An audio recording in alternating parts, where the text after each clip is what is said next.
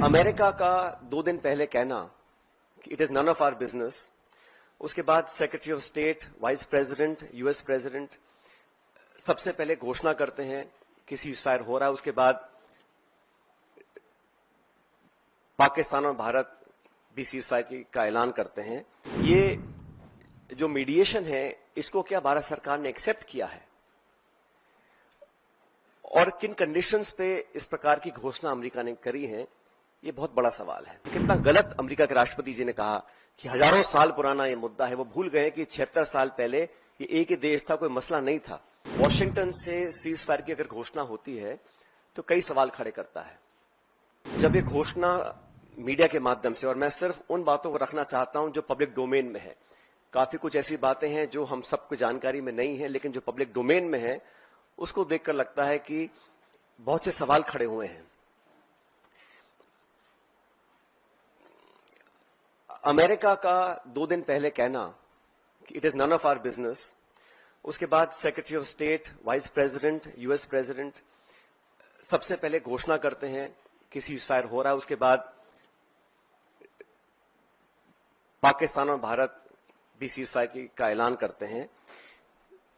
ये जो मीडिएशन है, इसको क्या भारत सरकार ने एक्सेप्ट किया है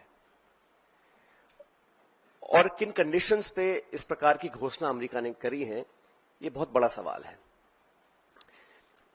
उसमें कश्मीर का जिक्र किया गया है। सेक्रेटरी स्टेट ने बोला है कि एक न्यूट्रल साइट पर कश्मीर के मुद्दे को, और कितना गलत अमेरिका के राष्ट्रपति जी ने कहा कि हजारों साल पुराना ये मुद्दा है। वो भूल गए कि 76 साल पहले ये एक ही देश था, कोई मसला नहीं था, लेकिन उन्होंने कश्मीर के मुद्दे को उठाया। और मुझे लगता है कि ये इंडिया पाकिस्तान को हाइफनेट करने की दोबारा कोशिश की गई है। आईएमएफ का बेल आउट करना, पहले भी बैक चैनल डिस्कशंस होते होंगे। डिप्लोमेसी का अपना एक रोल है दुनिया के हर कोने में, लेकिन इस प्रकार वॉशिंगटन से सीज फायर की अगर घोषणा होती है तो कई सवाल खड़े करता है। भारतीय थल सेना के पूर्व जनरल्स ने भी जो बातें बोली हैं, उस पर भी हमको ध्यान देना चाहिए।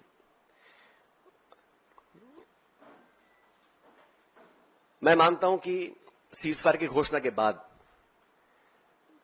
जो कल बॉर्डर पर लगातार वायलेशंस हुए, गोले दागे गए, ये उस विश्वसनीयता को खत्म करता है।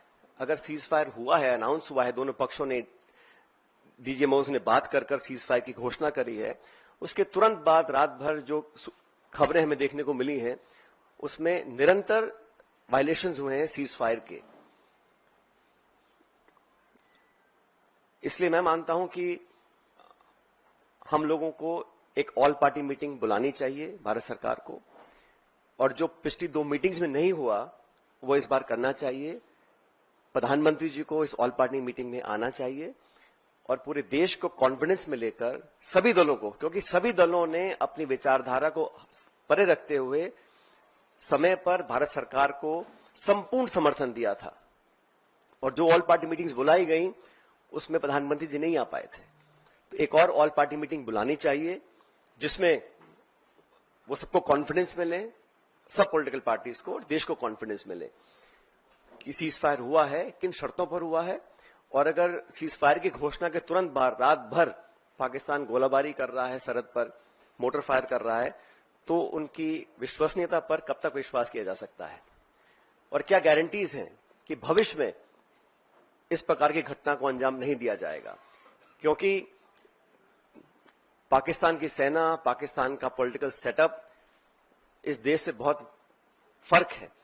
तो वहां पर क्या अश्योरेंसेस हैं, क्या गारंटीज हैं, और क्या विश्वसनीयता बची है कल की ढेर सारी वायलेशंस के बाद, ये एक बहुत बड़ा सवाल है।